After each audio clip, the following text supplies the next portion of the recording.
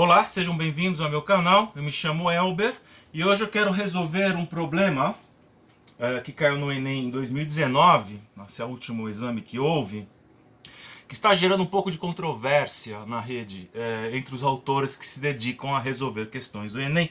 Alguns deles dizem que a questão está mal, deve ser anulada, e outros dizem que a questão está bem. Eu vou para o segundo grupo, eu entendo que a questão está bem, vou explicar o que é que está causando essa controvérsia, beleza? Eu vou ler primeiro o enunciado da questão, em seguida já vou explicar o que é que essa questão tem de diferente. Bom, vamos lá, enunciado na tela. Em qualquer obra de construção civil, é fundamental a utilização de equipamentos de proteção individual, tal como capacetes. Por exemplo, a queda de um tijolo de massa 2,5 kg de uma altura de 5 metros, cujo impacto contra um capacete pode durar até meio segundo, resulta em uma força impulsiva média. Gente, é essa palavrinha que está causando a confusão, tá? Vou falar dela daqui a pouco. Maior do que o peso do tijolo. Suponha que a aceleração gravitacional seja 10 metros por segundo ao quadrado e que o efeito de resistência do ar seja desprezível. Bom, o efeito de resistência do ar sendo desprezível, aqui estamos falando de queda livre. Ou seja, o tijolo cai sem nenhum efeito do ar, que seja considerado. Aí vem a pergunta. A força impulsiva média, aí está de novo a mesma palavra, gerada por esse impacto equivale ao peso de quantos tijolos iguais? Bom, é uma questão muito bem elaborada, a meu ver. Vamos começar por essa força impulsiva média. O que ele está dizendo com isso, gente? Vamos pôr aqui, força impulsiva. Deixa o médio de lado. A questão é a seguinte, toda força tem um impulso incluído nela. Sempre. Vamos separar as duas palavras. Separemos. Então eu tenho força e tenho impulso, certo? Como é que o impulso está incluído na força? A força é definida pela segunda lei de Newton, F é igual a ma. O impulso é definido pela variação da quantidade de movimento. Bom, quantidade de movimento, vou escrever aqui do lado, que é representado pela letra Q, é o produto de massa por velocidade. Então, se eu tenho um corpo andando num plano horizontal, vamos supor que tem uma velocidade inicial V0, que tem uma massa, e depois de um certo intervalo de tempo, a velocidade aumentou para V. E a massa é igual. Então, o que eu tenho aqui, a quantidade de movimento no início é mv0, certo? Massa por velocidade, essa é a definição. Quantidade de movimento no final é mv. Então, a variação da quantidade de movimento, vamos colocar aqui, a variação será a quantidade de movimento final menos a inicial. Ou seja, a variação será mv menos mv0. Certo?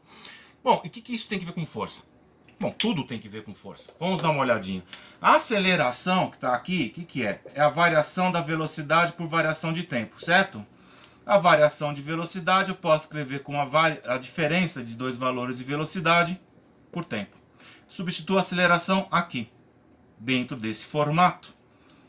Força, massa, a variação de velocidade, vamos pôr entre parênteses. Aplico distributiva. Então a força vai ser mv menos mv0 sobre variação de tempo. Mas essa diferença é precisamente a variação da quantidade de movimento, gente. Então, o que acontece? Que a força pode ser escrita também dessa forma. Variação da quantidade de movimento sobre variação de tempo. Posso escrever a força assim ou assim. É a mesma coisa. Quer dizer, são equações que expressam a mesma ideia ou o mesmo conceito de formas diferentes. A primeira a força está em função da aceleração e a segunda está em função da variação da quantidade de movimento. Aquilo que eu disse anteriormente, toda força possui um impulso incluído nela. Então o problema, o que o problema do Enem pede? Vai ter que sair por aqui, certo? Vamos dar uma olhadinha, um esquema. Deixa eu fazer um esqueminha aqui no canto que eu não vou querer apagar. Vamos fazer assim, vamos pôr o capacete. Imagina que isso aqui é um capacete, beleza? Tá mais parecendo boné, mas imagine que é um capacete. E aqui tem um tijolo. Tijolo aqui. Suponha que esse desenho está representando o momento, o tijolo estava caindo, do impacto com o capacete. Então aqui vamos ver quais são as forças que atuam sobre o tijolo. Eu tenho a força peso, certo? E tenho uma força, vou chamar de F', que vai ser a reação do capacete, terceira lei de Newton, certo? Como duas bolinhas de bilhar, gente, batendo uma com a outra. O tijolo está caindo, no momento que ele impacta com o capacete, o tijolo empurra o capacete para baixo. Ação. Em resposta, o capacete empurrará o tijolo para cima, a reação. Então esse é F' que estou chamando aqui. Qual é a força que desacelera o capacete? Ou seja, a força resultante, vou escrever aqui, vai ser a diferença dessas duas, F' menos o peso. O que a gente quer calcular é essa força aqui, a resultante, que é definido por essas fórmulas. Tá certo? Então essa aqui é a força, vamos escrever aqui, que desacelera o tijolo, tá? É a força resultante. Tudo bem? Vamos começar o problema, então. Primeira coisa que a gente vai ter que fazer é o seguinte. A velocidade do capacete é para baixo, certo? Perdão, do tijolo é para baixo, porque ele está caindo com uma velocidade V. E a força resultante, ou seja, a força que vai desacelerar o tijolo, vai ter que apontar para cima. É por isso que eu já coloquei o F' na frente dessa diferença. Que eu já sei que a força resultante vai ser contrária ao movimento, porque vai ter que desacelerar. O tijolo vai ter que pôr o pé no freio quando atingir o capacete. Então, se eu estabeleço meu referencial positivo para baixo, o que acontece? A velocidade vai ser positiva e a nossa força resultante vai ser negativa. Então, eu vou deixar esse quadro aqui guardadinho de um canto, vou apagar o resto, agora vamos começar a resolução. A resolução, para poder calcular a força resultante, que é essa aqui, ou por aqui, não tanto faz por essa equação ou essa, eu vou ter que ter a velocidade com que o tijolo atinge o capacete. Então a primeira coisa que a gente vai calcular é o valor da velocidade que o tijolo adquiriu durante a queda. Beleza? Bem, gente, o cálculo da velocidade que o tijolo adquire durante a queda é um problema clássico de física, não? Então, aquelas pessoas que têm dificuldade para saber fazer essa conta, tem que saber fazer isso, fazer bem, tá? Vamos fazer um desenho primeiro para visualizar o problema. Vou pôr um tijolo. Suponha que inicialmente ele está em repouso. Vou supor que ele estava em repouso no início da queda, porque o problema mesmo não explica isso, não dá essa informação. E aqui está embaixo o operário usando seu capacete, tá? O tijolo cai e percorre uma distância de 5 metros. Não sei o tempo de queda. Os meio segundo que o enunciado dá é o tempo que o tijolo necessita para desacelerar no momento do impacto com o capacete. Então, tempo de queda, nesse caso, não tenho. O que o problema também oferece é o valor da gravidade, né? Que é 10 metros por segundo ao quadrado. Vou deixar G aqui, nada mais. Então eu tenho 3 maneiras diferentes de resolver esse problema, tá? Vamos fazer aqui. A primeira é por conservação de energia.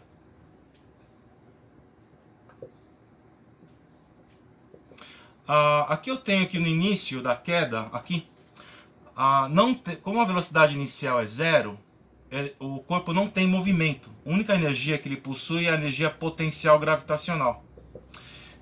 No final do processo, quando ele cai, então aqui eu tenho a velocidade V, que eu esqueci de indicar, certo?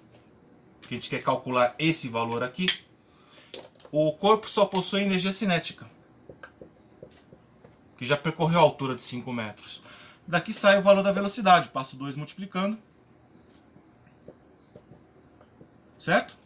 A gravidade vale 10, a altura vale 5. Isso aqui vai dar 100. Então a velocidade vale 10 metros por segundo. Extraindo a raiz quadrada dos dois lados. Segunda resolução por equação de Torricelli. Torricelli era um discípulo de Galileu. Não sei porque chamam de Torricelli essa equação. Assim, não? Aceleração vezes deslocamento aqui. Deixa eu deixar a equação na forma geral dela.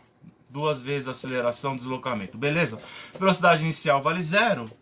Então, velocidade ao quadrado é 2 vezes a aceleração, nesse caso, é a gravidade, e o deslocamento é a altura que ele percorreu. Já cai na mesma expressão que estava aqui, certo? Então, a velocidade vai dar 10 metros por segundo. Na mesma resposta, gente. São maneiras diferentes de resolver a mesma questão. A terceira forma seria por equação horária. Eu vou fazer de azul para diferenciar. Tem equação horária. Eu calculo primeiro o tempo de queda. Não, a velocidade inicial vale 0. Isso aqui eu vou deixar 0 também. Vamos supor que eu pus minha régua marcando 0 nessa posição. Então a distância recorrida é 5 metros. 1/6, a gravidade vale 10. Então aqui eu tiro que o tempo vale 1 segundo, certo? 10 dividido por 2 dá 5. Cancela os dois lados. Raiz quadrada é 1 segundo. E a velocidade você vai sair por aqui. Velocidade inicial 0. Então a velocidade vai ser a aceleração gravitacional, que é 10. Vezes o tempo de queda. Dá a mesma resposta, gente. Ó, são maneiras diferentes, tá? Mas vocês vejam qual que é mais fácil para vocês resolverem. Eu acho que a equação de Torricelli é a que vai mais rápido. Conservação de energia, pois não oferece nenhuma dificuldade. Interessante desse caminho é que a massa corta, não cancela. É claro, porque o tempo, ou a velocidade que o corpo adquire na queda, independe da massa do corpo. Depende exclusivamente da força gravitacional, como eu explico em outro vídeo que eu subi sobre movimento orbital e queda livre. Tá bom, gente? Já sabemos o valor da velocidade. Agora sim, vamos calcular voltar para o problema da força, tá? Bem, para calcular essa força, como o problema diz, força impulsiva média gerada por esse impacto. É meio ambíguo essa pergunta. Vamos dar uma olhadinha, vamos pôr no capacete. Aquele desenho que eu fiz agora há pouco. Capacete, tijolo, certo? Atingindo o capacete. Eu tenho aqui no tijolo a força-peso. Vou ter a força de reação que o capacete imprime sobre o tijolo. E tenho que a força resultante é a diferença dessas duas. O que eu posso calcular é a força resultante. Porque aí eu posso aplicar a segunda lei de Newton. Então vamos fazer aqui a velocidade, não? Que o inicial, agora essa velocidade que a gente calculou, vai ser a velocidade no início, logo no momento que o tijolo atingiu o capacete. E durante um intervalo de meio segundo, o capacete vai desacelerar o tijolo. E a velocidade final do tijolo, evidentemente, vai ser a 0. Então, isso temos que ter em vista. Então, vamos fazer aqui a primeira resolução. Vou fazer por variação da quantidade de movimento, variação de tempo, tá? Então, aqui eu vou ter mv menos mv inicial sobre variação de tempo. A velocidade final do tijolo vai ser 0, insisto.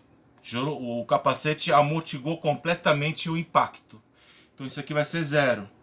Então eu vou ter que a força vai ser 0 menos a massa do tijolo. No enunciado ele deu a informação que é 2,5 kg. Vou pôr aqui 2,5. A velocidade inicial, ou seja, no momento que o tijolo iniciou o impacto com o capacete, vale 10. Isso eu divido por meio segundo. Então a força vai ser aquele que eu falei, não? A velocidade está para baixo, a força resultante vai apontar para cima porque ela está desacelerando o capacete. Aí que está o sinal de menos aparecendo aqui. 2,5 vezes 10 vai dar 25, dividido por 0,5 dá 50, certo? 50 newtons. A outra maneira de resolver o problema seria pela segunda lei de Newton. Vamos fazer aqui F igual a ma. Nesse caso, vou calcular primeiro a aceleração, mais bem a desaceleração, que nada tem que ver com a força da aceleração da gravidade. É a desaceleração que o capacete imprime sobre o tijolo, certo? Então eu tenho V menos V inicial sobre o tempo. Velocidade final é 0, inicial é 10 e o tempo é meio segundo. Certo? 0,5. Então aqui a aceleração será menos, posso fazer assim? 20 metros por segundo ao quadrado? Então quanto vale a força? Força é massa vezes a aceleração. Que sinal de menos, certo? Isso aqui costuma dar quanto? Vai dar 50. É o mesmo valor. Claro que é o mesmo valor, tá? Tanto faz por um caminho ou outro. Agora vem a controvérsia, não? Aqui, vou pegar essa expressão aqui, ó. Vou fazer aqui embaixo rapidinho. A força resultante é igual a essa força de reação do capacete menos o peso. Bom, o peso do tijolo, vou fazer aqui, ó, peso do tijolo é mg, então o peso do tijolo é 2,5 vezes 10, é 25 newtons, certo? Então a pergunta do exercício era a força de impacto equivale ao peso de quantos tijolos? Seria 50 newtons, seria 2 tijolos. Agora, se eu ponho 50 aqui, peso do tijolo 25, essa força de reação do capacete é 75 newtons. É aí que está o problema. A pergunta não é tão clara. Ela fala, voltando aqui para o enunciado, não, a força impulsiva média gerada por esse impacto. A força gerada pelo impacto, qual que é? Eu posso interpretar como força resultante, mas eu também poderia interpretar como a força de reação do capacete. Depende de cada pessoa. Eu opto por interpretar como a resultante, a força gerada do impacto. Mas não vejo nenhum problema que uma pessoa entenda que seja a força de reação do capacete.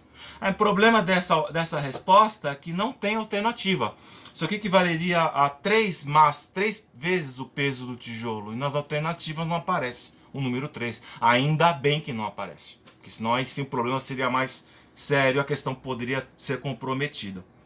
Tudo bem, gente? Espero que eu tenha podido ajudar vocês. Se vocês gostaram do vídeo, eu aprecio muito um like, um polegar para cima. Se vocês não gostaram, perfeito, polegar para baixo, não tem problema. Se vocês querem acompanhar o meu trabalho, inscrevam-se no meu canal e acione o sino de notificações para que vocês sejam avisados cada vez que eu suba um novo vídeo. Tá certo? Deixem suas dúvidas nos comentários. E é isso, gente. Espero que vocês tenham um bonito dia e até a próxima. Tchau!